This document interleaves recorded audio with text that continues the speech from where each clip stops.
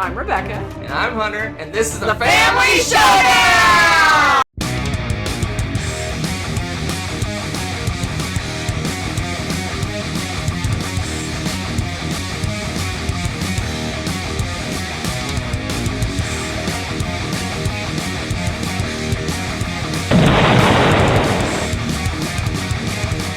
Howdy folks, welcome back to my top 100 board games of all time. I'm Hunter, and with me, my co-host and fishing guide. I am cold. Ooh, choke myself up there. Today we're looking at my 50 to 41, also known as The worst of the best. the worst of the best. Take a little sneak peek of my 50 to 41. Got one new game. We got 5 games that went down, but 4 went up. And we have a surprise guest. One of my 4 games in this list that I do not own. Oh, okay. This is the third of the 4 if you've been watching along. I gotta think about what this one might be. This is the third of the 4 that I do not own. Start off right away. I have a guess. You have a guess? I have a guess, but I'm not gonna guess because I don't want to spoil anything. All right, we'll guess when we get to it. All right, so my number 50 was my 77 last time. It went down. This one goes against the grain, against the norm. Normally, when you have a game, and there's a sequel that's better, this game goes down. That's true. That's normal. Yeah. No. Nay. What has occurred is I horsey. really love the sequel. Like, it's one of my faves. True. But it made me remember how much I liked the original. That so I love them both. And they both, I believe they both have gone up. Okay. Let me take a little sneak peek. Yes, they both have gone up. That's what I see over there. I'm this very happy is to see this. Raccoon Tycoon. Oh my gosh, this is such a good game. Raccoon Tycoon. So, yeah, I really like this game. I liked it, and it took a bit of a hit when I first played the sequel, the unnamed sequel. Yeah. But it's back, baby. It's back. It was my 52 2 years ago. Then it dropped to 77. Now it's back to 50. It's back, baby. Yeah, this is my 68. It's still in my... Actually, both of them are still in my top 100. So that tells you something, too. Like, for both of us to keep both games in our list. I like them both, cool. and it's almost like I have a difficulty meter. Like, okay. if I want to play a lighter game, this one. If I want to play a little heavier game, the other one. Anyway, Raccoon Tycoon is a auction-style game. It's one of those games that has resources that fluctuate in value based on whether they're being bought or sold. Using those resources to buy rights to towns and railroads and all sorts of fun stuff. Buy buildings that give you superpowers. All in an effort to win the game. It's a fun one. It's got awesome art. I like the cute little critters are fun. They're beautiful. The art's crazy, especially the little bunnies. We like the bunnies we've gotten. We've got the crazy deluxe edition with the crazy awesome coins and all the super cool resources and all the good fun stuff. If you want a light, I wouldn't say family weight, maybe family weight, slightly higher than family weight, gamer family weight maybe. Stock market style game. Yeah. I mean, it's not stocks, but it has the same thing, buy low, sell high thing that you have in a lot of stock market games. This one's a good one. I really enjoyed this one, especially with all the bells and whistles in the deluxe edition that we have. It weighs like 30 pounds. This thing weighs so much. But it's a good one. I really loved it when it first came out. It was all the way up at where was it? It's been in the 50s since I got it. It dropped a little bit when we got the other game, but it's back. It's back, baby. It's back. I don't even know what to say because it really is a really beautiful game. It's a gorgeous game. I love that we got the deluxe edition. It makes it even more ridiculously beautiful if that's possible. Right. But it does. It made me instantly want to see other games that they had done because this one was so well done. And, I would never turn down a play for this if at all possible. Yep, it's a good one. Reason. That is my number 50. Raccoon Tycoon. Oh my gosh. I don't know if I can set this on the floor safely. All right. Coming in at number 49. This one's taking a big hit. It's dropped. It's plummeted. It was all the way up at number 9 way back in 19. I'm old. 2017. 2017 is 9, then 11, then 12, then 21, and dropped all the way to 49 because as much as I love this game, maybe my favorite party game. Oh, I know. Doing a quick little scan, maybe my favorite party game, but I've played this a lot. Not as much as me. Not as much as Rebecca, but I've played Deception Murder in Hong Kong a lot, and it's starting to. I still love it. It's still in my top 50, but it's starting to. My I gotta play this all the time has gone away, and it's the I want to play it a lot. It's gone from I want to play it all the time to I want to play it a lot. Okay, that's still okay. I'll allow this time. This game is so good. I think so good. It's like my number 7? Yeah. I wonder if excuse me, it's all choked up.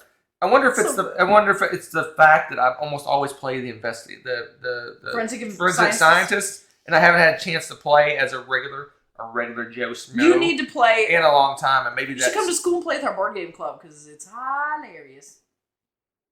They'd love. To I don't mingle with high schoolers. Oh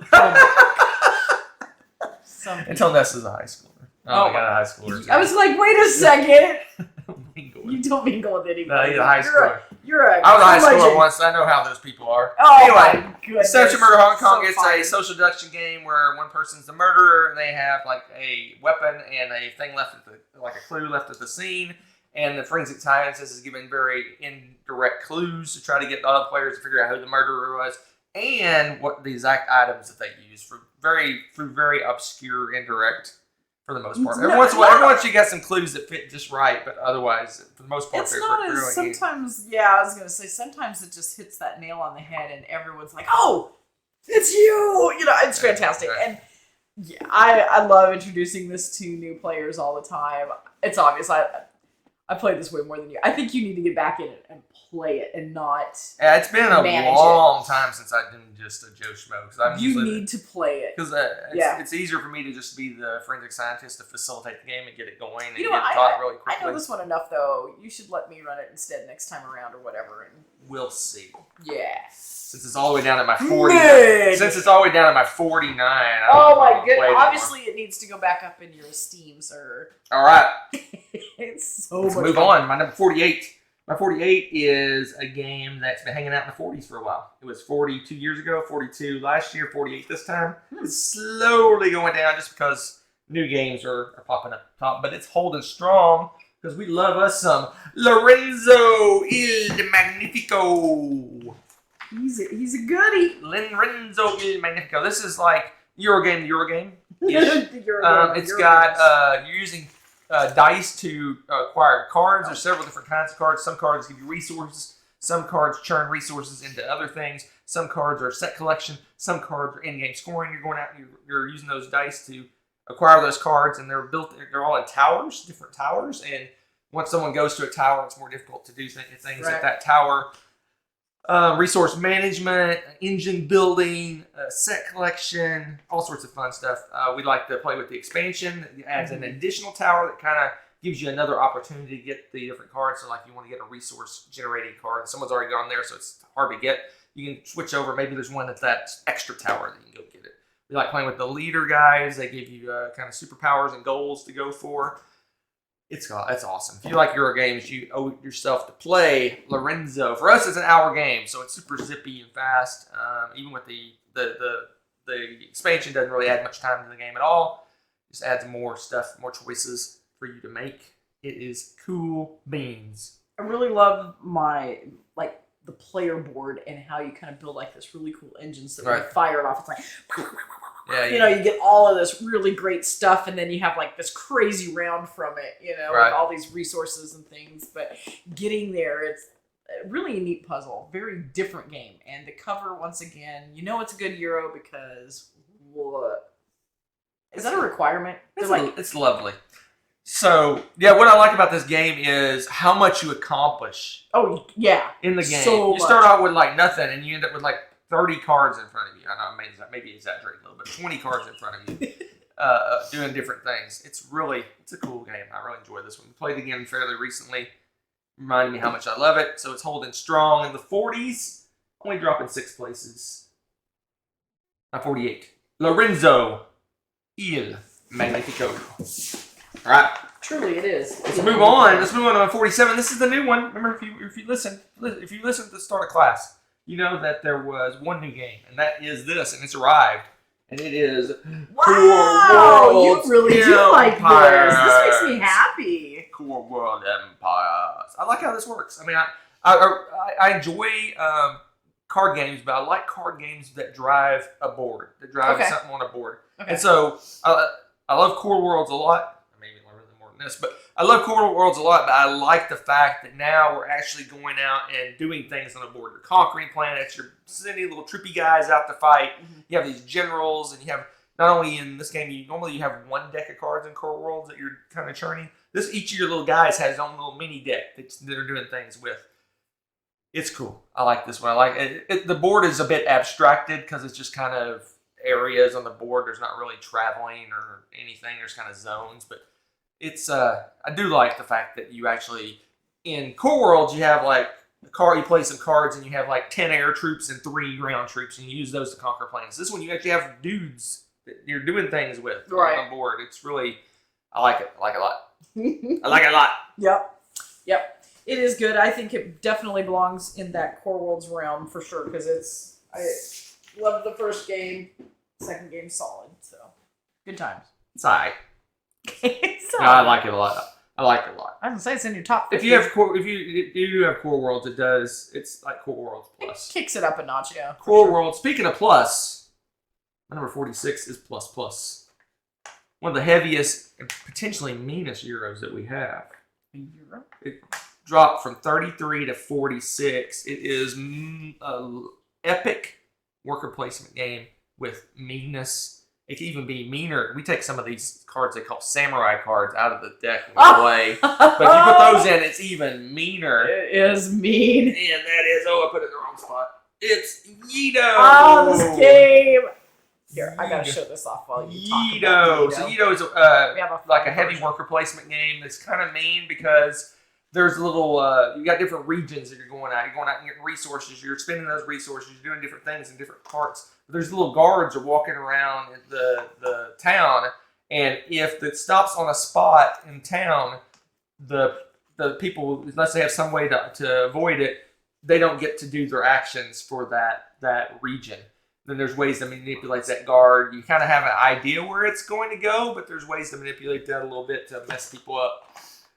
It's contract fulfillment, so you're going out, you're getting resources to fill these contracts. But it's interesting because some of the resources, like the weapons, I think it is, when you spend those to fulfill a contract, you don't actually spend them. You just have to have them. Other things you have to spend to fulfill the contracts.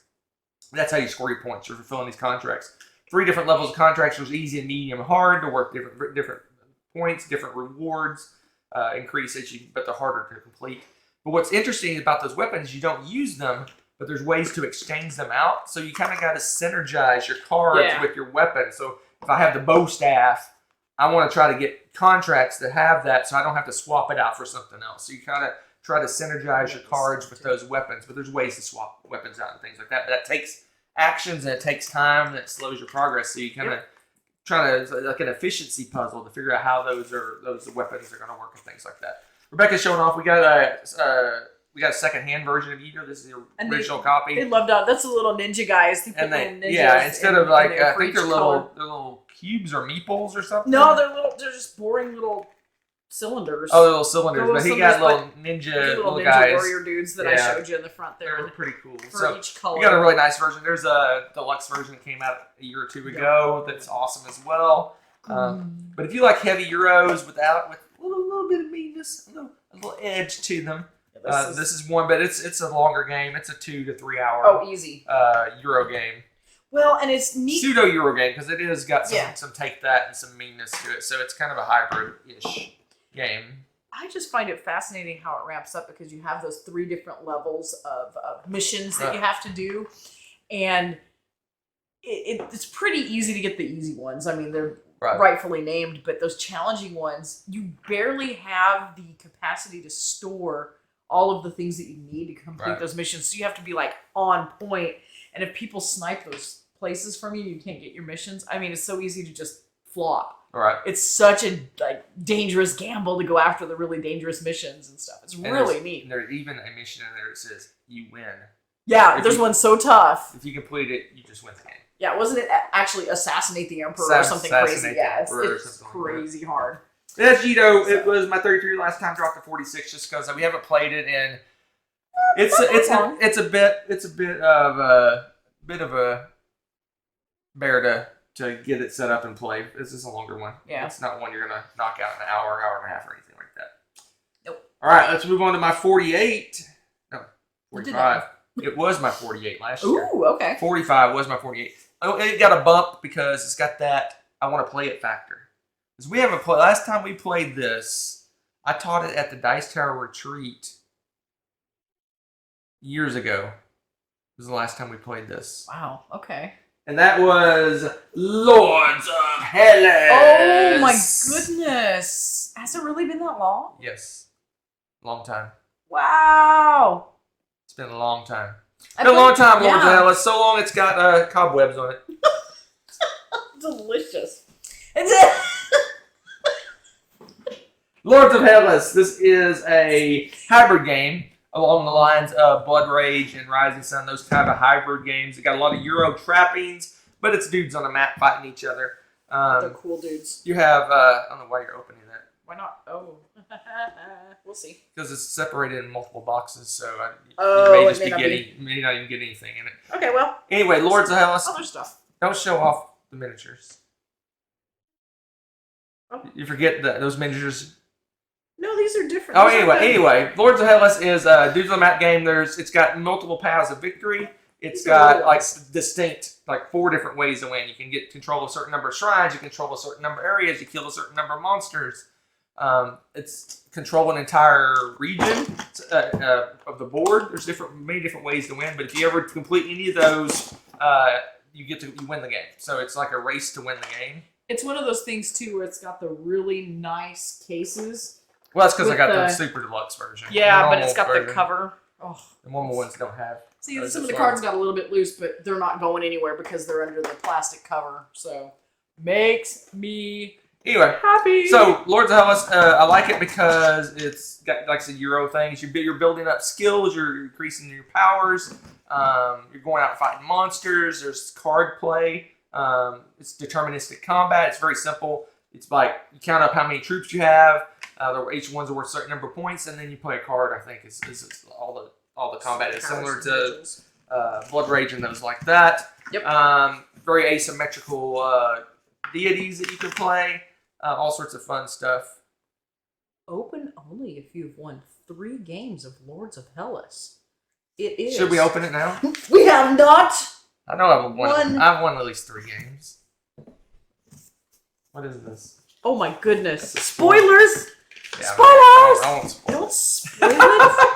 But Lords of Hellas, if you like Rising Sun and games like that, oh my gosh, you'll love this game. And Blood Rage is another great This one one. is so smooth too because it's fun. Every path to victory is viable. You know, like I love the fact that the last game we played, it was years ago, like I said, but I do distinctly remember that 3 people had the potential to win on the last turn, and they were all doing something different.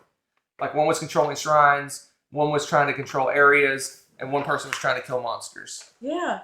And I was one of those. I were one of those. I was actually doing really good in this. I think you were doing shrines. I was. I think I was controlling areas, and I can't remember who was Rod, doing I think, was killing monsters. Or was Rod killing monsters? I can't remember. Yeah. I just remember 3 of us were like really close to winning. Oh, it was just crazy. So it's smooth like butter. No, it is pretty smooth like butter. Pretty big game. Pretty heavy game.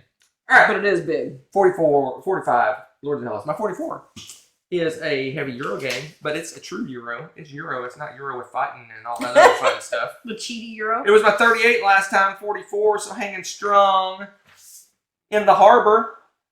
Oh. Le Havre. My goodness. Havre. You always have loved this game from like day one. Yep, when it started off, it was my 25, 16, 26, 16, 19, 38, 44. So it's taking a drop because you know what I said about those Uwe games. They're Uweing down the list. They're Uweing? That's a verb now? My insert's taking a hit. Oh. Yeah. Technical difficulties. No, I just nothing to see here, folks. We nothing fixed to it. see here. It's all better. So this is a heavy Uwe game. It's well, I always heavy games, but this one's a lot more resource management. You're building buildings, it's almost like a city building / engine building game because you're building all these different buildings that become more worker placement spots. You start out with just a few little spots where you can do things, but eventually it grows and grows, and you build more buildings. You can use other people's buildings. There's specialty buildings you can add into the game. It makes it fun. There's 2 versions you can play. You can play the short version or the long version. That's nice. It's got feed your people. It's a big game. Feed your people. But there's multiple ways. You can feed them with fish. You can feed them with bread. You can feed them with meat. You can feed them with all sorts of things. You can build little fishing boats. You can use those to feed your people. Lots of different ways to feed your people in this game. It's a good one. It is very much an engine building. It's one of those games where all your choices are good. I was talking about some game during our culling where one of the reasons I wanted to cull it because it's like you got nothing but bad choices. You pick the best of the bad choices. This one's like, do I get 10 fish? Do I get 7 wood? Do I use this cool building? Do I make lots of bread? I mean, there's every turn is like you just have a cornucopia of things that you can do. Good choices. But that also puts you in sort of a quandary with this one because the turns are so insanely tight. Yeah. You cannot get distracted by shiny things. You need to pick a path and stick with it if at all possible to be able to be efficient. Yeah, you don't want to spend all your turns getting food for your people because you're not accomplishing anything, right? Yeah, and there's so few turns. You feel like you have a lot to do with few turns. It's crazy how tight the turns are. It's a good one. Is it my favorite? I don't know if it's my I don't know. It's always been up there for sure. You've always really Is it my favorite Uwe? Uwe. Pretty sure it is. Wow, Uwe's dropped down into the 40s for you? Yep, it's my favorite Uwe. It's still my favorite. It's been my favorite forever. It's a sad day. It is a sad day. It's just, it's good. It's good. It's just we had this one for a long, long time. We have. It's great. I mean, it's been on my list for how many years now? 1, 2, 3, 4, 5, 6, 7 years now. So, wasn't on my original list back in 2015, but it's been on the list every year since then because we just didn't have it back in 2015. Right. Love it. It's a great one. If you haven't played this and you like the other Uwe games, this one's a lot of people, a lot of Uwe's people. This is like Rikla, Caverna, and this one are usually people's favorites. So, Le Havre, it's a good one. My number 44, it was 38. Take a little bit of dropsies. Little dropsies. Oh, dropsies. All right. Let's move on to my number 43. It was 45 last time. It went up just a little bit. Just a little bit. Because I love it. I love all these games. All these games. All, spoilers, all the West Kingdom games are in my top 100. Raiders of the North Sea was what, just off my 100? Raiders of the North Sea was just off my 100. So all the West Kingdom games made my top 100. This one's the middle of the pack. You got Architects, you got this game, and then you got the other game. And this game is Viscounts of the West Kingdom. This one's on my list. Viscounts. I think this might be your favorite. It's my 79. That low. Ugh. I don't know if you have the authority to speak on this game. Probably not. You like it way more, but this is a good game. Viscounts of the West Kingdom. This one's got almost like a giant rondelle in a way. It's worker movement, I guess. Mm-hmm. You have a little knight guy, little horsey guy, little horsey, knight on horsey driver. So he's going around the kingdom. He's doing different worker placement spots. He's doing different actions. He is you're hiring people. They go on a little conveyor belt of fun. So there's conveyor belt. So basically, you put cards out and they slowly move along and they drop off. They give you abilities and benefits while they're on your conveyor belt. I think there's 3 cards on that section that's in play. And then when they drop off, a lot of cards have drop-off powers. So some cards are really good to keep in your conveyor belt. Some cards are really good when they drop off, so you want to move them along. There's ways to manipulate the order of those cards. So you go and you can swap out different ones. The ones you want to drop off, maybe you move to the end. The ones you really want to keep, you move towards the front. But for the most part, they're just kind of churning along, falling off. You're upgrading your powers, like in a lot of the West Kingdom games. As you do things, it makes your normal actions more powerful, more efficient. What else? You're putting dudes in the castle. There's like a little castle. This is the castle. Little castle in the middle. You put little meeples in there, and those meeples can be moved along. You're trying to push them towards the center, and because they're worth more points as they move towards the center. And there's a little rules on how when you put meeples in, if there's too many, they kind of explode pandemic style. They go to different areas. and you want your meeples to get pushed to the center, while you maybe want the other players just to get pushed off to the side, around the castle. So, and they give you benefits when they move into the different areas of the castle. Lots going on. It's a West Kingdom game. There's lots of pointsality. There's lots of different ways to score points. Lots of things to do. This one's good. It's not quite my favorite because, for whatever reason, when I play this game, I enjoy it a lot. It just feels like I want to accomplish more, and I'm not able to do that. It's over. It's a little. There's a little bit of.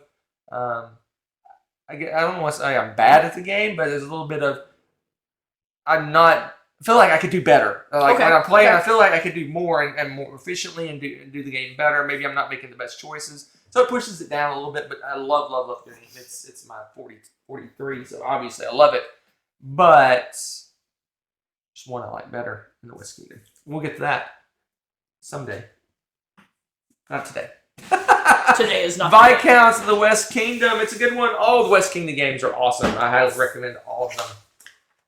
My number 42 is a game I do not own. What? You said you wanted to guess. I'm guessing it's an 18XX. You would be correct. My 42, it was 95. It rocketed up because I played it once. I didn't know how I felt about it. I played it again. I'm like, I know how I feel about it. I like it. I like it. It's the 18 Chesapeake used to be the introductory 18XX game. This is what you want to bring someone into the 18XX hobby. That's what you want to do.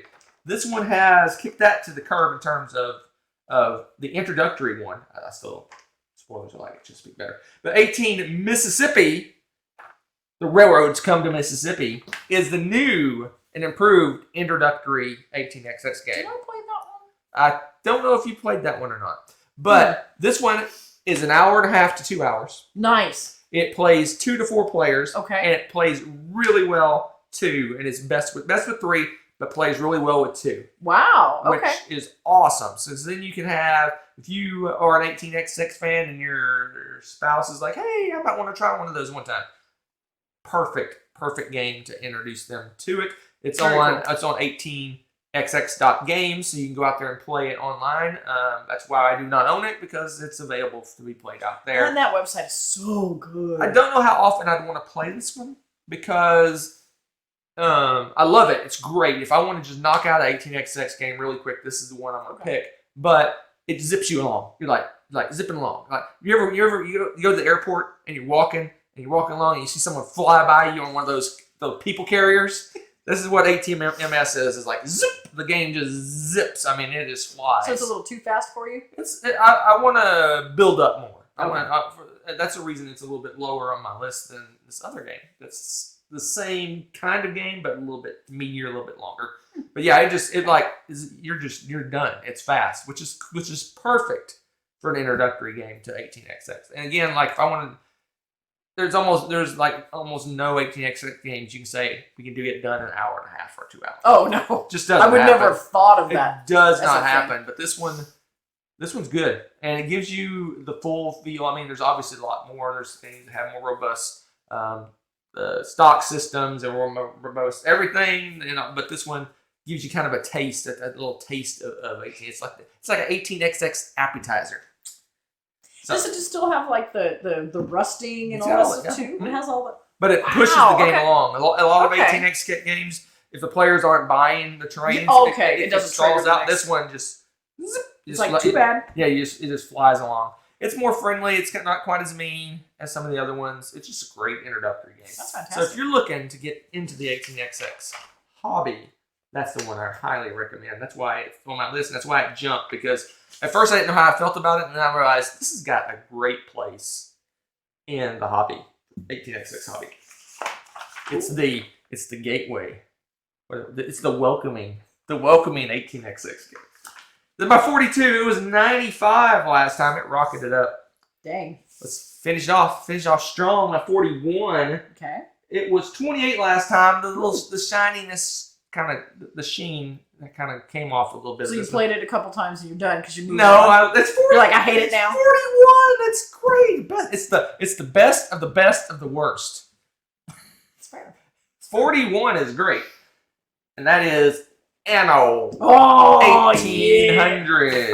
Yeah. Anno 1800. So it dropped a little bit. It's just settling in where it belongs. It belongs, middle part of my list somewhere. That's fair. That's fair. This one it's based on a video game supposedly. I've never played it, but it's just a engine building, resource management, I think I'd like kind of worker placement type of game. It's one of those games where you can borrow stuff from other players. So if she has a technology I need, I can use it, but I have to throw her a bone to be able to use it.